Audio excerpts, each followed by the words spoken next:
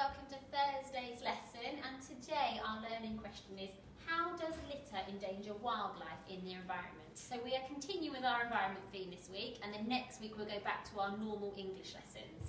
So to start with then, I've got two pictures here.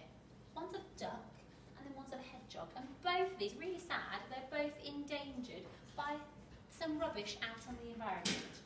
So to start with, I'd like you to pause this video, and on your timetable for today you have two links. One link is to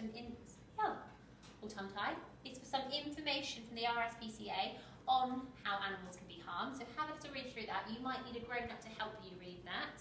And the second link is a link to two videos that show how animals are endangered in the environment. So pause this and have a little look at that first. So have a think about what animals you might see out when you're walking around Wellington. So thinking about, definitely over in Wellington Park, all the squirrels that are always running around. We've got birds, we've got the ducks and the swans at the basins. And have a think how they might be harmed by the rubbish within the environment. And you can see one animal here is harmed by a can. I'm going to go through now some of the ways that they could be harmed in the environment. So we have got plastic bags. Animals could get stuck in plastic bags, and that's one of the reasons actually, not just because plastic bags are bad for the environment, but one of the reasons that plastic bags we're trying to get rid of completely now.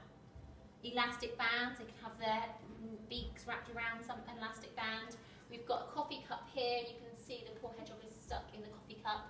Cans, and actually not just animals, humans who are animals as well, can be harmed by all of these things. We've got different things in the water that can harm some of the animals. That's a balloon. So there's lots of things in the media at the moment that are trying to stop balloons. Glass on a beach here, on a pebble beach, Chinese lanterns, any sort of food and drink wrapper. Okay, so there are lots of different ideas. And your first task this morning then is going to be to try and design a poster.